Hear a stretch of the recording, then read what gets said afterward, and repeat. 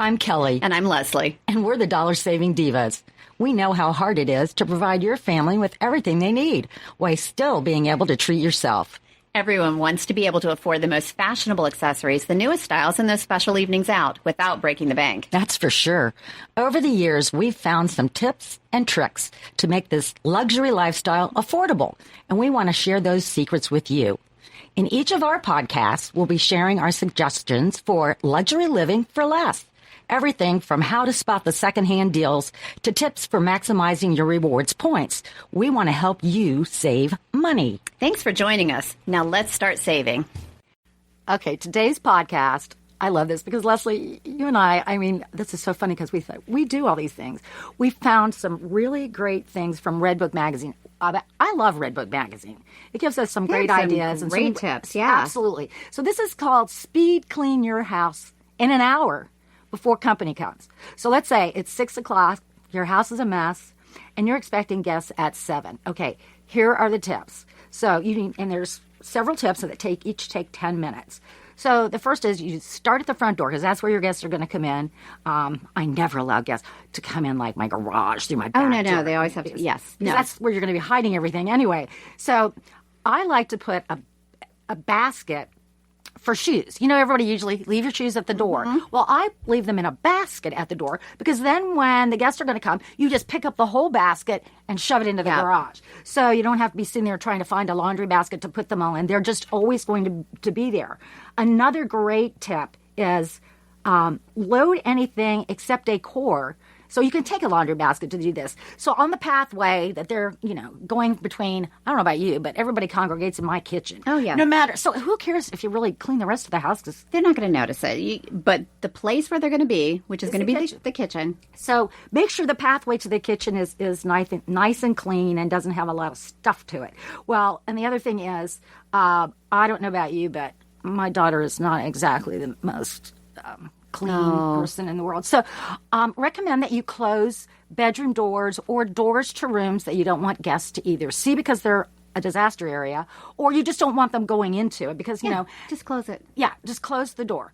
Now, I don't think we have to lock them, but my daughter's not above blocking them. Well, some of them, yes, because that does get a little bit. So, or putting the hazard tape up in front of them. Yeah. Going in my daughter's room, yes, at your own risk is what should be on that sign.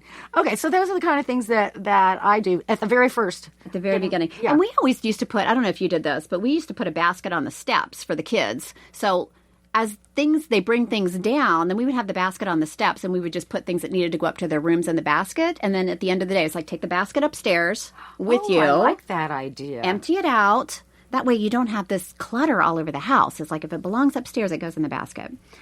So like step 2, so after you've done all that, is hiding everything. And I'm really good at this. You grab all the baskets full of stuff that need to go somewhere, and you just put them in the closet. I mean, have you ever done that where you just clear the counter, throw it all in a basket, just do the big swipe, throw it in a basket, throw it in the closet, throw it in a cupboard, someplace that the guests are never going to be. I've stashed things under the bed. Like the stack of bills that you haven't sorted through, I'll put them in a basket and put it under the bed. Absolutely. I'm not above doing any of that. Yeah. Put trunk of the car, garage, wherever. The washing machine. I've done that. The stove. Remember the oven? Just don't forget. Oh, I've done that. Have you turned it on? No, I had somebody come over. I didn't think about this, but she said, "Can I heat something up in your oven?" I'm like, nope. Sorry, no can do. That's where all the dirty dishes are right now.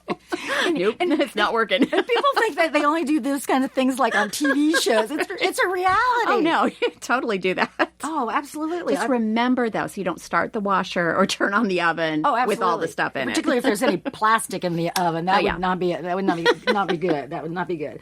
Well, another thing that you can do is, the stove tops and the sink tops and the toilet. I mean, those are the things that people are going to use or see. Yeah. So spray them off. Let the whatever spray cleaner that you use, let it sit there a little bit in case there's something on your granite countertop that's kind of stuck. You don't have to sit there and rub. But while that's working, you can go and unload your dishwasher and then reload it with all the stuff that is dirty in the sink. Now, in my house, you are not allowed to leave dirty dishes in the sink. Oh, no. I mean, I don't like dishes around, so that would be a moot point in my house because dishwasher, gets unloaded, and anything just goes right in that dishwasher. And you know what? They say, if you have, dirty plates and you don't have enough time to run the dishwasher, well, put them in something and put them in the garage. I would never do that. Oh, I just put them in the dishwasher. I just lock the dishwasher and, say that's, don't go in the dishwasher. That's pretty much, I don't know of any guests that just come in and like open up my dishwasher anyway. I've never had that happen. No. And I always there's usually just one bathroom that the guests are going to use, the guest bath, a half bath, whatever it is. I don't clean all the bathrooms, but I clean the one bathroom and then I direct everybody to that one. Absolutely. That's the only bathroom. I'm sorry, we only have one bathroom. It's right here.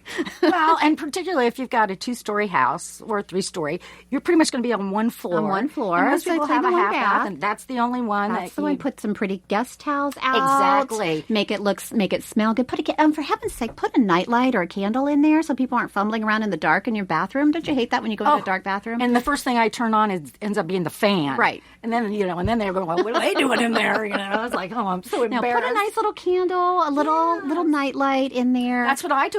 That when you come to my house, I have a small little lamp in there. exactly. I turn down. I put candles in there. Some mood lighting in there. I put a couple magazines in there. Lovely. You can spend the evening. Taking your glass of wine. Maybe I should pipe in some music, and then I did once. I've been meaning to talk to you about the lack of music in there. And okay, I'll have to tell you this. At one point in time, I did have a little battery-operated television. So when people went to the bathroom during football games, They wouldn't miss anything. They wouldn't miss one play. Never miss a play, people. Never miss a play. Yeah.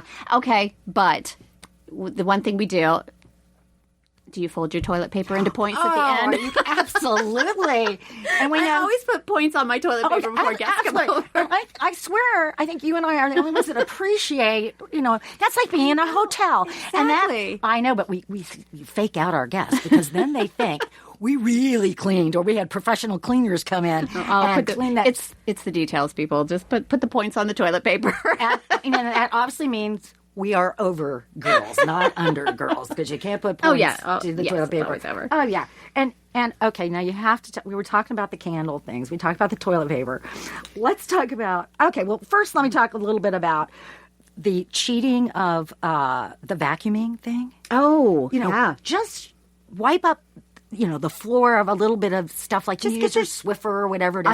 I do the Swiffer over the hardwood floors. I make sure that I use that bathroom through the entryway into so they see the vacuum lines. Oh yeah, because then they know. It looks like you've done it. You don't have to go corner to corner, but at least do the middle. At least do the traffic pattern and vacuum it. Yeah, exactly. I do like my living room because it's the first room they see.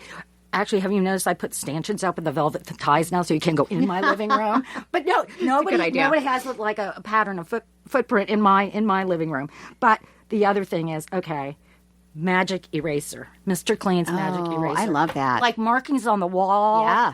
I love that thing. It's a miracle worker. For your sinks. I use it on everything. And you don't have to scrub very hard. I love that. Mr. Clean, he's just awesome, and he sparkles all the time. You got a little crush on him. I know.